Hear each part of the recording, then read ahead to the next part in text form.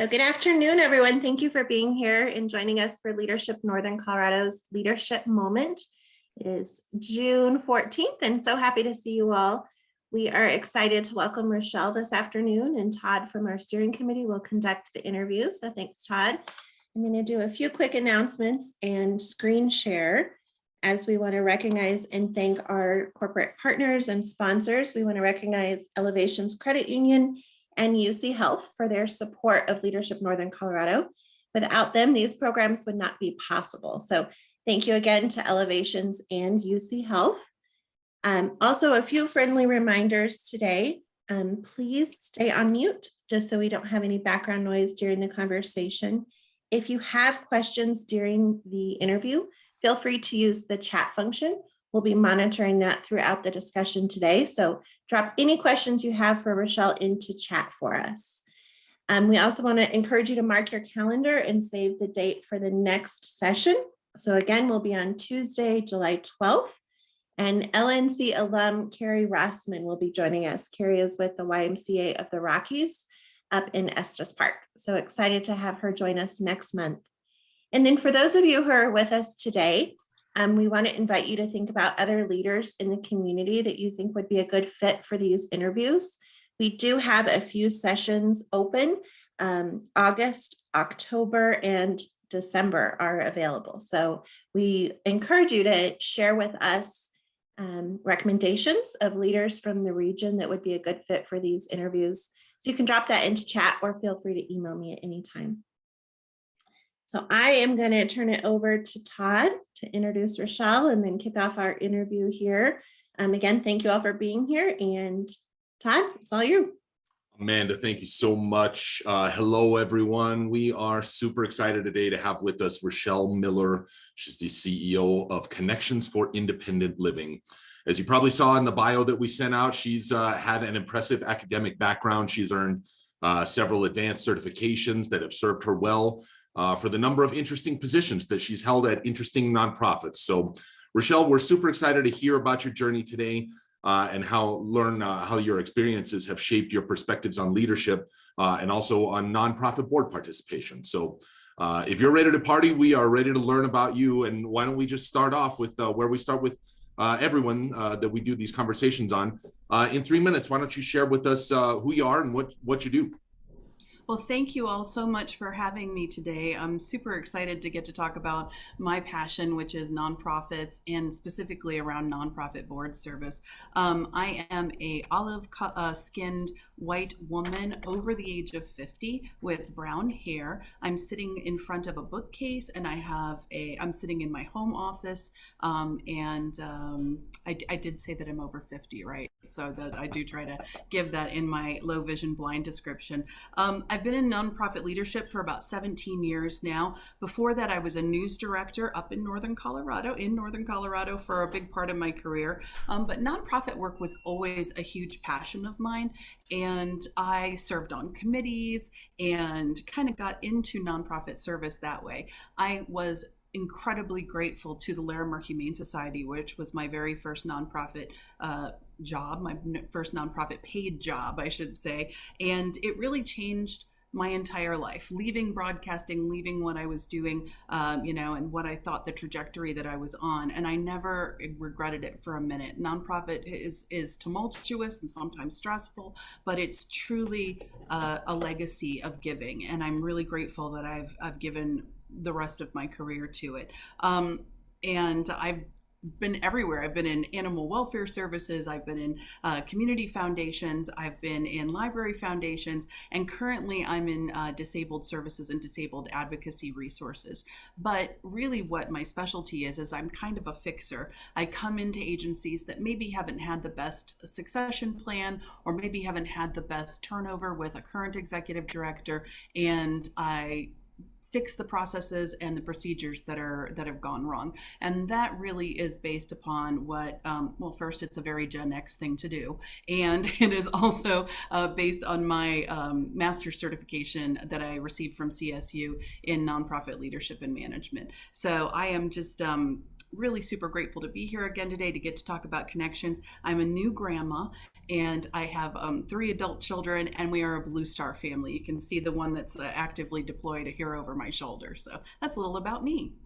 Very, very cool. Thank you so much for sharing that. It's well, a lot of interesting stuff to unpack there. Yeah, that leap from going from broadcasting to nonprofits, I can only imagine how interesting that must have been for you. So the perspectives that you have to share with us are awesome. I'm curious to know what your priorities are for Connections for 22 or beyond there.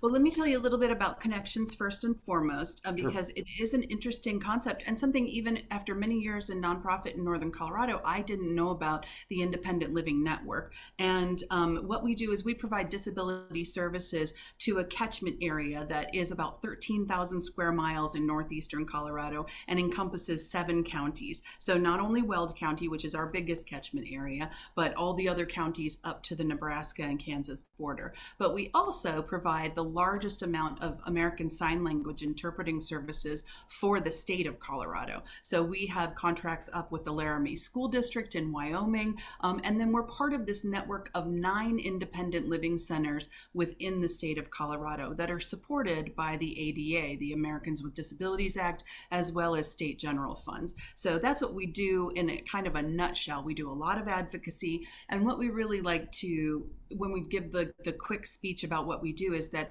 we allow people with disabilities to live the kind of life that they want to live. And what that means to them is, various as there are people. But we advocate for that at the state level, we advocate for that at the municipal level, and at their personal level. And so whatever they come to us and their needs are and how they want to live independently, whether it's getting Social Security, disability benefits, or whether it's finding a new job or finding housing, whatever those things are the services that we provide at Connections with the other 8 partners that we have throughout the state of Colorado. So we like to say we're like a grove of aspens rather than an oak. So there's lots of us, but we're very individual as well. But for Connections priorities, it's really a tug of war right now. We're working on building our funding streams and our housing support. That's kind of our constant battle. Housing is always an issue. It's an issue for everybody. But when you hear the words affordable housing, the next time that you hear that, I want you to think accessible, affordable housing, because a huge majority of the people that need affordable housing are people with disabilities. And finding accessible, affordable housing is an incredibly difficult thing. We're seeing the same thing everybody else is seeing, is that, all of our costs are going up, all of our funding is going down. And I'm really very worried that I was in nonprofit in 2009 and 2010 when we saw over 800 nonprofits in the state of Colorado fold and close their doors and their services because of the economic situation that they were in. And we'd hoped at that time that succession planning would become stronger and that reserve resources would become more prevalent, and they just haven't. And I'm fearful that we're kind of in that same space. So I would say funding is probably even winning out for housing right now in priorities. Well, it sure is a noble mission that you're fulfilling. And boy, I had no idea the geographic area that you covered. That's incredible. And that kind of leads in, I think, to maybe the next question we were hoping to ask. Thinking about that massive, gigantic area, and then thinking about the housing and everything else that you're hoping to accommodate. How do you feel that your work impacts the future of Northern Colorado with that area? Yeah, excellent question. And you'd think it would be really complicated, but it's not. It's nothing about us without us. That's the terminology. That is the motto of independent living. Nothing about us without us. Making sure that people with disabilities are at every table, are considered in decision making when you're city planning, when you're doing development authority pieces, when you're looking at board service, for a nonprofit, when you're looking at board service for profit, or you're just even considering a question about the community. Really considering what people with disabilities need in your community is prevalent. And I'm talking about people who have significant physical disabilities that affect their day-to-day life situation, which now includes people with long-haul COVID symptoms, as well as people who are experiencing severe mental health issues. And that now number is up to about 40% of the people in our communities. So nothing about us without us is truly what we need people to remember in every single community, because you cannot have a full answer to any question you're asking without having the voices of a huge majority of the population, and that's people with disabilities. That is very, very well put, and leads into the next thing I was going to ask you, Rochelle. Is it funding? I think you may have just answered this question, but when you think about the greatest challenge that you face in your organization, is it funding? Are there other things that jump right to the top of your head, or what keeps you up at night? Funding, I mean, just the amount. My agency alone, we employ about 75 to 80% of our staff members have disabilities, and just knowing I mean, everybody worries about their staff and being able to keep them employed, but beyond that, it's the amount of people that we are able to serve. And currently we're having to cap a lot of our services at, with waiting lists or with, other service, challenges, just because either we just don't have enough people to do that work, and nonprofit is already stretched. But really it is funding. It's truly funding. And it's a critical area. I do like to tell our staff that we don't save babies, because I want them to, nonprofit people get a little extreme. They don't like taking their PTO. So I have to kind of get on them about that. And I'm like, we don't save babies. You can take a vacation. But the fact of the matter is that we do provide critical services at very critical junctures, whether it is people who are experiencing homelessness or job instability or financial or food insecurities.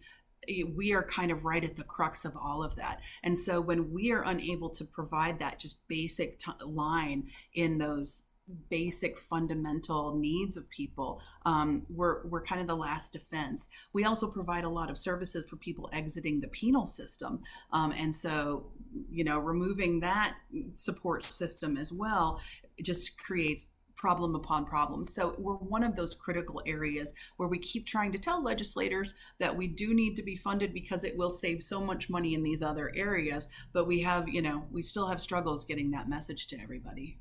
Yeah, I think probably many in the nonprofit community face similar sorts of funding challenges, and yeah, I bet it's probably keeping a lot of you up at night right now. And it's a challenge for staff. It's a challenge for boards. I'm curious, and I know that you've got a great background with board development. I'm curious to know your thoughts on what you view the benefits of serving on a board to develop your leadership skills, what that can look like. And I'd love to hear about any of your experiences with your personal board servitude, or any other perspectives you have there. Well, a little plug for me as well is that I'm also a nonprofit consultant. And so I do a lot of work, fortunately, with, and I fell into that. It was just kind of one of those things like, will you come and talk to my board? And then I started learning more and developing more of a consulting business, and have worked with some amazing consultants in the state of Colorado and outside of Colorado. But, over and over again, what I see people say to me as a board member is that I thought I was going to give back to my community, and I got so much from the board that I serve on. Now, with that said, hopefully it's a healthy and functional board of directors with a healthy agency. And that can be tricky because, nonprofits, they're messy. They can be very messy. And what we really try to make sure people know going into their board service is what's expected of them.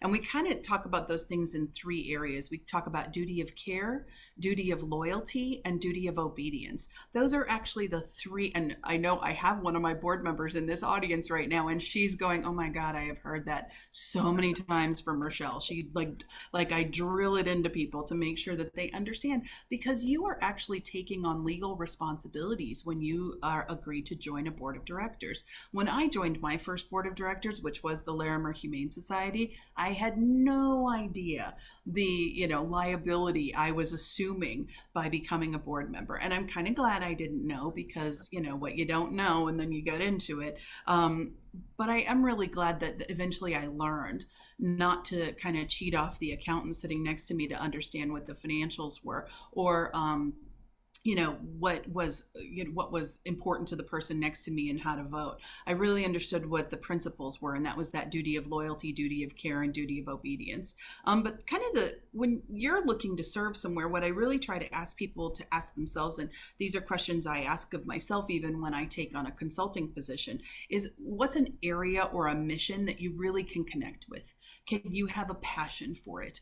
And that can be a multitude of things. It's not just because you love animals or you love children, or you have somebody in your life, or you yourself, or somebody with disabilities, but it can be something that connects you in some specific way in your life. I have served on the board for the Community Grief Center and Three Hopeful Hearts in Fort Collins, and many others, and the kids triathlon thing. I've never run a triathlon in my life, but it was something that one of my children was very into, is that loser right there. But you get into things because maybe a friend or your kid or something is interested in it. But it's really important that you inform yourself as to what that agency needs. I can guarantee you, though, you're going to get a lot more out of it than you're going to have to give. I do want to say, though, number 2, though, make sure that you're prepared to give of your time, which is of your focus. And that could be sometimes in the middle of the week when you don't want to look at stuff and you're trying to get your other job done, and your financial resources. I do try to remind people, if you're going to take a board position, you're agreeing to make that one of your top 3 financial priorities. Your family comes first, usually your church or your tithing comes second, and the places that you serve on boards of directors should be your 3rd most important donation or philanthropic endeavor. And then, what can you bring to the organization? What are they missing? What do they need? Do they need somebody? I'm telling you right now, our perfect person is a gay Black lawyer that lives somewhere out in the very far reaches of northern Colorado. That is like the perfect person that we need. But maybe somebody else can. I know we're probably not going to find that person, but we really are. We know what we are needing as a board, and we're really dialed into that. Most of the boards that you talk to are probably going to be pretty dialed into what they need as well. So you might need to ask them, what do you need? And maybe that's something, that's some kind of skill or service that you will bring to that board of directors. But again, you're going to get so much more out of it than you bring. So just to kind of piggyback off that, Rochelle, and thank you so much. So, and I love the way that you point out, either giving of your time or giving of your financials. Should people only be thinking about board participation if they've got a whole bunch of money to give, or if they've got a whole bunch of time to give? Was that always the case with you when you served on board? You were always given tons of money and tons of time? It is as different as every person on the board of directors. Some people do have a large check to write. Maybe other people, and we kind of call it the give or get thing. I never had all of the money, but I did know people, and I had friends that could write a check now and then. I do know that I made it a priority, and really what you should ask yourself, and most boards put this in their bylaws now or in their job description for their board members, is a gift that is significant to you. So because we have folks in our agency that are disabled, and we serve people with disabilities, and it is very important that, and we are legally required to have more than 50% of our board members be people with disabilities. Sometimes the financial resources aren't there. It's a gift that is significant to them. That can mean $10 for the year, but it is significant to them. And so I don't always say that if you're just starting out and you don't have a lot to give through that, there's all kinds of other ways to give, but you should always give some sort of financial gift. With that said, because we get those grants and they ask us that question through those foundations, does your board give a financial gift at 100%? And we're going to always receive those. That's still a very important philosophy for a lot of funders. That's an important box to check on those grant applications for sure. So, well, thank you, Rochelle, so much for the insight there. Wanted to make sure that everybody knows that if you've got a question for Rochelle, go ahead and drop it into the chat box there. We've got a couple more scripted questions to go here, and then we'll open it up for some free form. Rochelle, I'm curious to know what your biggest point of pride is, or your biggest success, whatever you consider that, as a leader, what your biggest point of pride is as a leader. This isn't a cop-out. I thought about this one when you guys sent me just like a brief look at the questions. It is whatever our most current success is as a team.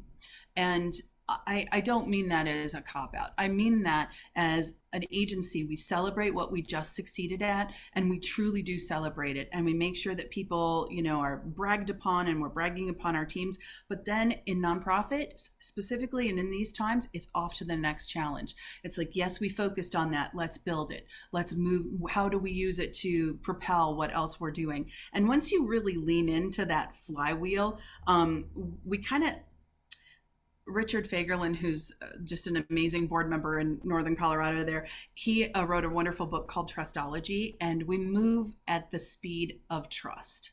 We change at the speed of trust. And so each success, your team trusts a little more. They trust each other, they trust the process, they trust you as a leader. And so just making sure that you're building upon that each and every time. It's really not a cop-out, but it's just whatever our last success was. Living in the moment. I like it. And then, of course, we ask everyone about this too. We're always on the prowl for good leadership books, Rochelle. So what you got for us? You got any good titles? I worked in library land, man. This is my favorite topic. I read about 4 books at a time, so I loved this question. So I go back old school a little bit to Tony Hsieh. It's not that old, but Delivering Happiness. If you as a team have not read Delivering Happiness, just surrounding about how to live in balance, how to live with remote teams. He was like ahead of his time with his remote team perspectives, and just making sure that you've got teams that are really cohesive and that you are continuously delivering happiness. He's the guy that started Zappos.com, where I order a lot of shoes from. And then I got to give a shout out to Tribal Leadership and Start With Why with Simon Sinek. So you probably have heard those before, but oldies but goodies. But that's I couldn't just pick one. That was I'm married to a language arts teacher, so I know how you readers are. You're reading 10 books at a time. Yeah, I don't know how you keep it all straight, but that's awesome, Rochelle. Thank you so much for that. So, okay, so I do know that we have one question from Bill. Bill's got a question about state funding. You want to jump in there, Bill? Yeah, thanks, Todd. And thanks, Rochelle, for being here. I really appreciate your enthusiasm and zest. When you were talking about state funding, I guess the question is, out of the general fund, do you have to go back and fight for things every year, or are you assigned a given state department? How's the logistical mechanism of that work for you? That's an awesome question. Thank you. It's incredibly complicated, but yes to all the things that you said. So we actually receive funding through Congress, and we receive it at the federal level as well. So there's one section of funding there. And then at the other section, there's a funnel that comes down through the Colorado Department of Labor and Employment under DVR. Yes, we have a contract with DVR, but yes, we also have to go back to the state general funds and appropriations every single year before the governor signs the budget and make sure that we receive the funding that we need. We've really been fighting for an increase in funding because the population has exploded so much, because our services have been needed so much more especially during COVID times. And we really fought for it. We lost the fight this year, but we're off to fight another year. There were other things that the governor and the Appropriations Committee decided were more important or more prioritized, and we were really sad to kind of lose that a little bit. But we do have a division of independent living that is in the Department of Voc Rehab that's under the Colorado Department of Labor and Employment. Good, thank you. Absolutely. We also have contracts with Department of Housing. We serve more people with Section 8 vouchers than anyone else in our region. We have contracts with HCPF, with Medicaid, and the state judicial system and the emergency services system for ASL interpreting. So we have all of those. Those are more direct contracts. That funnel for that funding is the one that is kind of the biggest slice of the pie. And Rochelle, I'm going to kind of follow up on Bill, and I hate to hit you with another boring funding question, but I'm always curious to know how Colorado stacks up against our neighbors or whatever about funding. So in this case, it would be, I guess, funding for programs for those with disabilities. How do we stack up against our neighboring states or just other states in the country? Yeah, we do about the same as some of our neighboring states, Utah, Arizona, and New Mexico. Unfortunately, Wyoming's an issue. Wyoming has never decided they have no independent living system at all. And so we end up serving a huge amount of people from the Cheyenne, Laramie areas here, both in Fort Collins, Loveland, Boulder, and Greeley areas. We just kind of see a lot of people who need services that kind of mold or meld into there. But we haven't, the state, I have to say that with the state of Wyoming legislation was the most interested in starting an independent living council that they've ever been in. They know that it is really a need for their region. But for the other areas, it's about even. It's about even with the receiving of funds, and they're all through a different state agency. It's up to each state to decide how, who they want, if they want to put it through Human Services or if they want to put it through Department of Labor, whatever department they want to tag it under. Good. Well, glad to hear that we're on par with the other neighboring states, and it's always nice to be Wyoming in anything. So I guess that's a good thing. Let's see. We have a question from Elizabeth. What are the lessons that you've learned over the past few years as it relates to leadership? Yeah, and Rochelle, I'm going to jump in really quickly before you answer that. We're getting close to the end, and I know you wanted to save a few minutes to share some resources. So just to tell you, we've got about 5 minutes if you want to answer the question. Todd, sorry to interrupt there. Elizabeth dropped in chat, and then we'll have time for you to share your resources. We'll do closing and send everyone on their way. Yeah, it's a very easy answer to that one, and it's succession planning. If you don't, I don't stay in agencies for more than about 18 months to 3 years. That's usually what it takes to get us back on track. COVID's thrown in a little bit of a wrench in that, and so we're in dog years now. Who knows where we're at? But it is really about succession planning. We have so many of our leaders and nonprofits specifically who held on during the pandemic, who were going to retire, and they just held over for a little while. And their agencies, we're seeing them now say, okay, we're at a point, I'm really ready to retire. We are not ready to absorb the leadership holes that are going to be out there for nonprofits. So if you are on a board or if you are getting involved with the board of directors, really have just some hard discussions around succession planning. I grabbed this from another consultant. Nonprofits have to work with a functioning board like a two-engine plane. The one engine is the board of directors, the other engine is the executive director. And if one of those engines are out, the plane can still fly, but eventually it's going to go crooked. So, you really want to make sure that those two things, you've got a good succession plan for your board of directors as people are terming off or you're bringing people on in nominations. And then you've got to have a really good one for when your executive director goes away. Oh, I do have some resources too.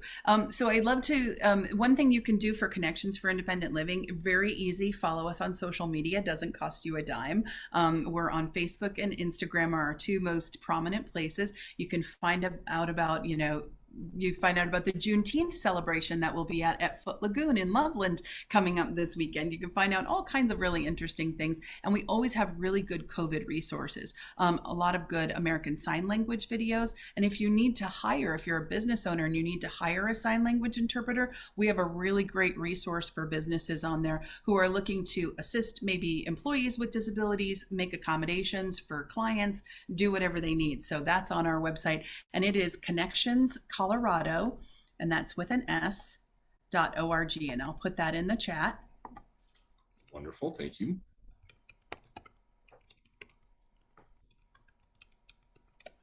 And then the other thing that I wanted to share, I hope that this actually translates. I didn't test this one, but this is just a checklist of board responsibilities. If you're looking at being on a board or you're on a board already, a very quick little resource for you, I hope that one goes, is just a checklist on roles and responsibilities for yourself or a board that you might be interested in looking into. And I am so grateful. I'm so grateful for just being here and getting to share the passion and the love, both for the agency that I'm with, for nonprofits in general, and just for doing what we need to do in our community to make us all function. And that includes nonprofits. Rochelle, we were very excited to talk to you. You did not disappoint. Thank you so much. I'm going to pass it back to Amanda for a couple closing comments. Thank you very much. Yeah, thank you, Rochelle, and thank you, Todd, for conducting the interview on behalf of the steering committee. We sure appreciate that. Rochelle, thank you for sharing your time with Leadership Northern Colorado today. We want to just do a quick round again to thank our sponsors of Leadership Northern Colorado, Elevations Credit Union and UC Health. And we look forward to seeing you all back here on July 12th as we meet with Carrie Rossman from the YMCA of the Rockies. So thank you again. Enjoy your day. Best wishes to you all. We'll see you soon.